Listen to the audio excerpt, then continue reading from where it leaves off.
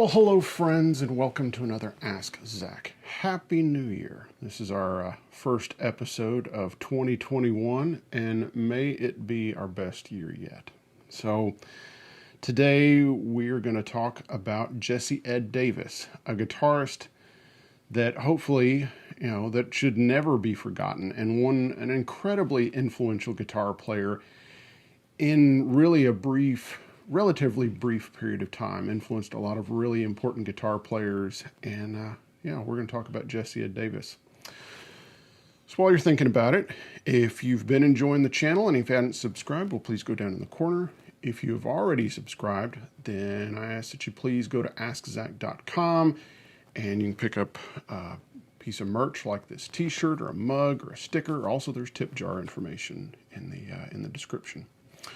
All right, Jesse Ed Davis.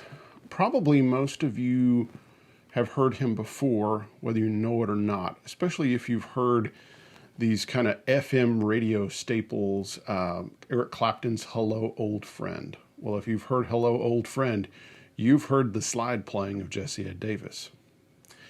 And if you've heard the Jackson Browne tune, Doctor My Eyes, you've heard, Jesse Ed Davis's, kind of standard wonderful, lead guitar playing on that tune. And I'm going to do, at the end of this episode, I'm going to do a quick little lesson on one of the really killer licks that's in that solo.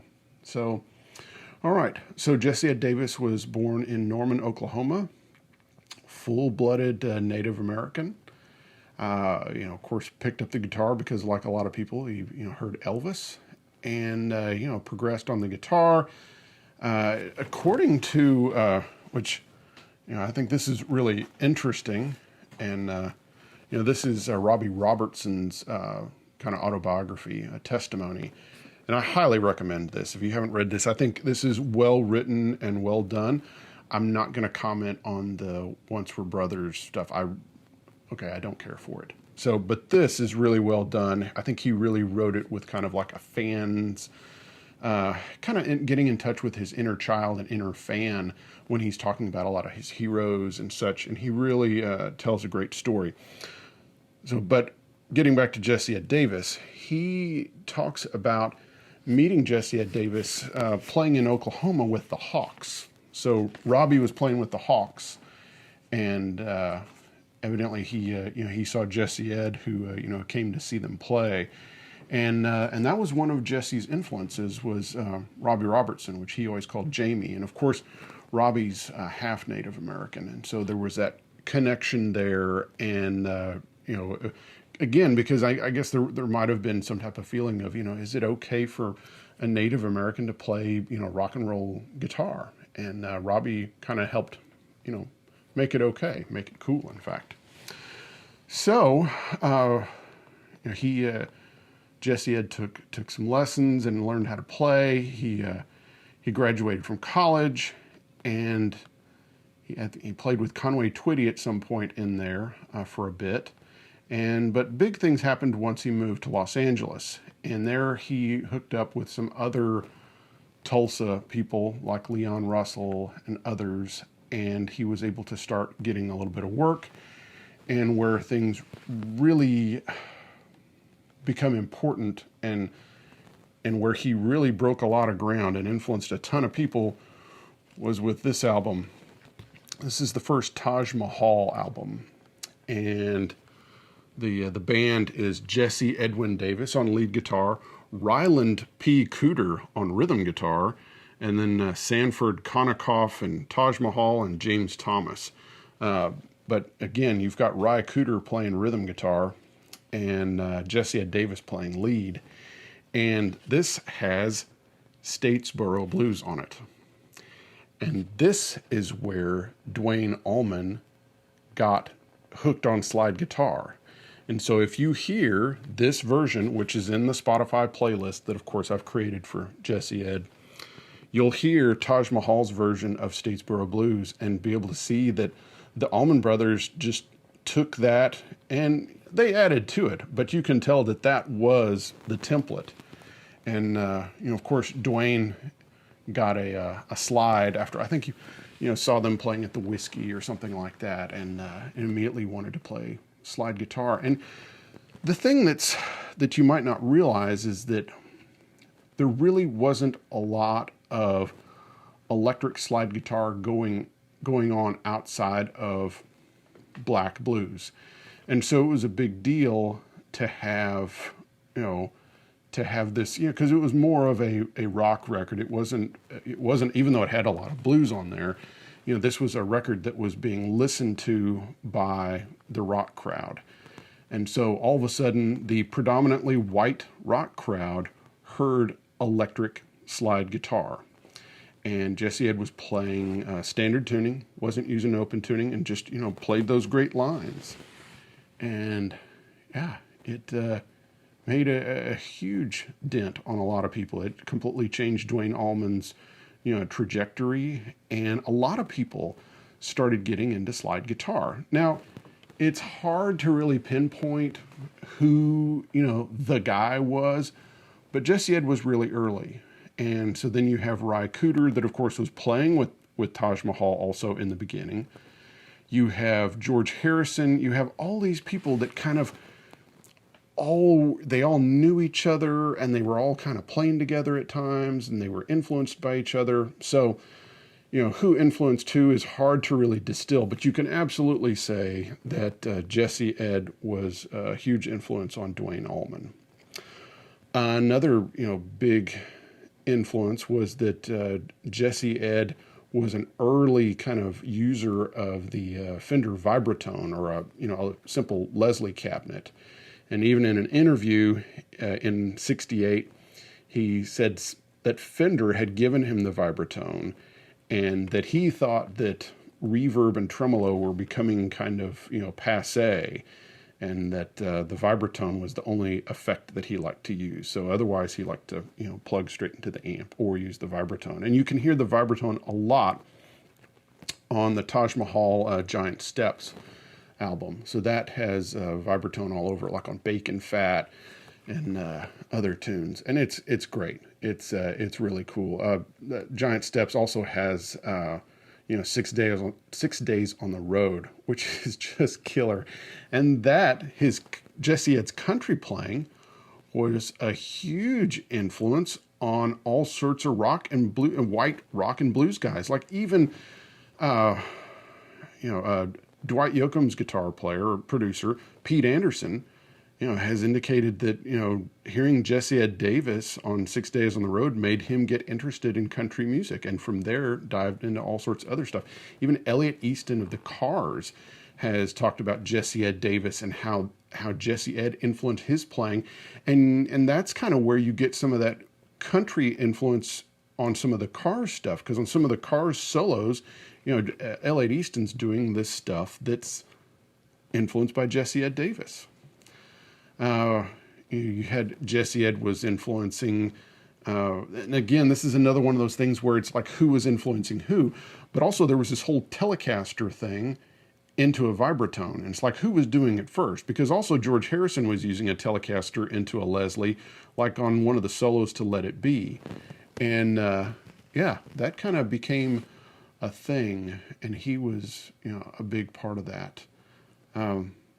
Probably, again, going back to, his biggest known solos, they'd have to be, Doctor My Eyes and, and Hello Old Friend. Even though now, the John Lennon stuff that he played on was big too. And, when you hear him play slide on Stand By Me or different things like that, or if you watch the concert from Bangladesh where you have George Harrison with Eric Clapton and Jesse Ed Davis, and the three of them, wow, talk about a 1-2-3 punch.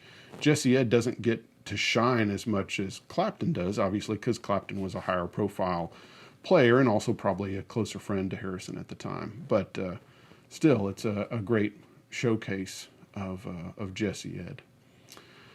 Let's talk a little bit about his gear.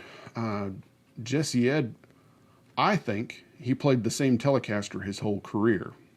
Looking at all the footage that, of him. Now, there is, of course, the contemporary yellow Telecaster with the black headstock and stuff, that mid-'80s, Fender Japan guitar that he played, in very late in his career before he passed away. But the guitar that he played throughout the 60s and up to the mid 70s, I think is the same guitar. From looking at footage, it always has the logo, in this position, and it looks to be a top loader, which would make it late 50s, make it like a 58 or a 59 Tele. And then I think he just had it refinished a number of times. And so it was probably originally similar to this. Maybe it was a color. But I think he had it, refinished in kind of a darker brown. Then it had kind of almost a psychedelic kind of flowery lace kind of finish on it. And then, by 70 or so, it's got a 3-color sunburst, and it's got a 3-ply guard. And then a little bit later, the regular Tele neck pickup is gone, and it's got a strap pickup there instead. And so I don't know this for sure, but I think that he was playing the same guitar the whole time. And he really, even though he would use all the positions, it seems like a lot of the time he would use the neck pickup a lot and dial up his tone that way. An old guitar player interview that Stephen Rosen did in the early 70s indicates that he used Ernie Ball strings, used 9 through 42 on his Tele, and then would use 10 through 46 on a Gibson SG that he would use for slide later on. Now, early on, he would have used his Tele for everything, but by the early 70s, he had a SG that he was using for slide, and he would tune that open by that point to open D. And he would use a heavy pick. And amp-wise, of course, there's a lot of footage of him with a variety of Fender amps, but apparently his favorite stage amp was a 410 Tweed Bassman that had JBL 10s in it. So I guess those would be D110s in there. And he liked to use a Vibratone in the studio. And and then of course, he used the Vibratone. So just what a stellar player. I think what drew me to his playing was how well he could go in between country and R&B and blues and rock and be melodic, and just had such a great tone and such a great feel. And if you listen to those songs, you can hear that, and you can hear how this guy's influencing all these other players, because he was kind of state of the art. Another thing that's interesting about his playing is in interviews where he listed off some of his favorite players, he would list James Burton as one of his favorites. And listening to him, I don't doubt that at all, but kudos to him for not becoming a James Burton clone, because you never hear him and think, oh, he's just, he's miming, James Burton. But you can tell that he took, all his influences and did great things with them, and was always, himself, and really mixed country, R&B, blues, rock, pop, all that stuff together. So, and it had such a sweet vibrato. When he would bend a note and shake it, it was fantastic. He's like up there with like Mike Bloomfield as far as, having a really good vibrato. As I kind of teased in the beginning, going to show like a little thing, from Dr. My Eyes, which I think really exemplifies his mix of, kind of, country and R&B, playing together. And that's this kind of thing. So I'm just doing this in the key of C, and this is just a little chunk of it.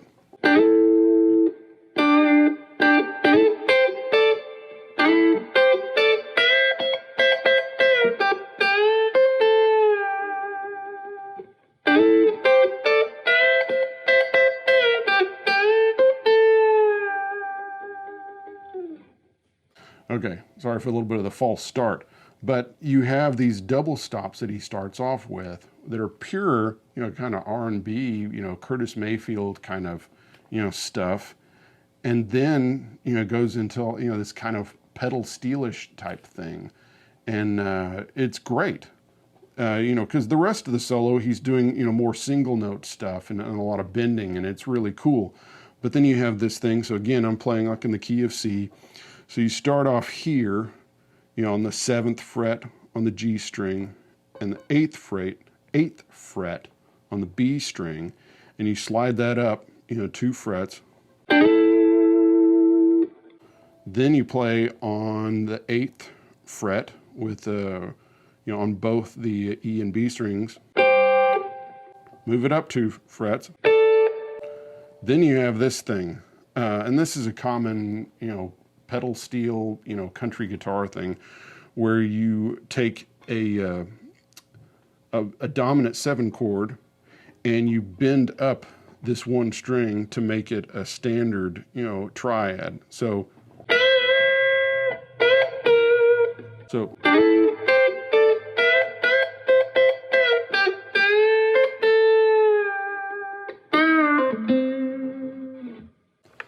that kind of thing.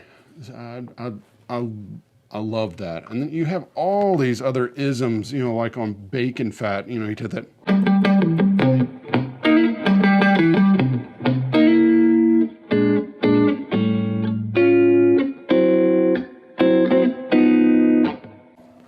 Lots of great chordings and voicings and tones, and I really highly recommend that you go and you really dig deep on Jesse Ed Davis, his influence, his playing. Let it rub off on you. Don't become a clone, but let it rub off on you. So thank you. Happy New Year. I hope you've enjoyed the first episode of 2021. See you next time. Bye-bye.